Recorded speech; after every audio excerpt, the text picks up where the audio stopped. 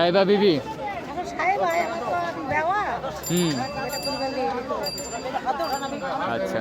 তো আপনি শুধু শুধু বুধবার আর রবিবারই বসেন এই বাজারে?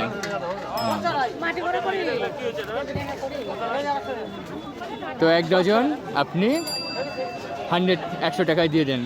ভালোই। এতে আপনার লাভ হয় কিছু? হুম। এটা কি আপনি কিনে নিয়ে আসেন কোথা থেকে, না বাড়ির ছেলে কিনে নিয়ে আসে? আচ্ছা। বাড়িতে কে কে আছে আপনার? এইখানেই ব্যবসা করে? আচ্ছা, টোটো চালায়। আচ্ছা,